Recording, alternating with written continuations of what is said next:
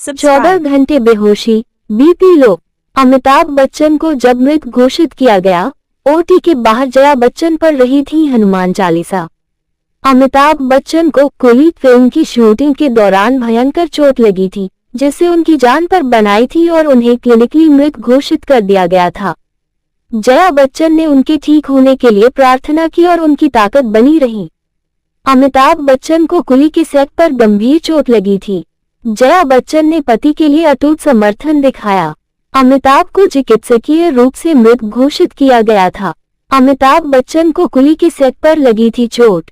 अमिताभ बच्चन को एक बार अपनी ब्लॉकबस्टर फिल्म कुली के सेट पर भयंकर चोट लग गई थी, जिसके बाद उन्हें क्लिनिकली मृत घोषित कर दिया गया था। उनकी हालत जल्द ही जानलेवा हो गई, लेकिन जया बच्चन उनका अटूट समर्थन करती रहीं। उनकी ताकत ने उन्हें ठीक करने में बड़ी मदद की और पति के लिए भाग्य से लड़ गईं। ये दुर्घटना कुली के सेट पर हुई, जो एक ब्लॉकबस्टर फिल्म बन गई, लेकिन सिर्फ इसकी कहानी के लिए नहीं। इसे एक जानलेवा दुर्घटना के लिए भी याद किया जाता है, जिसने पूरे देश को झकझोर कर रख दिया था। पुनीत इस्सा के साथ एक फाइट सीन के दौरान अमिताभ बच्चन ने गलत समय पर छलांग लगाई और एक टेबल के किनारे से टकरा गए, जिससे उन्हें गंभीर चोट लग गई। अमिताभ को गंभीर चोट आई और उन्हें अस्पताल ले जाया गया। डॉक्टरों ने उन्हें स्थिर करने की कोशिश की, लेकिन उनकी हालत बिगड़ती चली गई। एक समय ऐसा आया जब उनकी नब्ज 0 हो गई और उन्हें मृत घोषित कर दिया गया।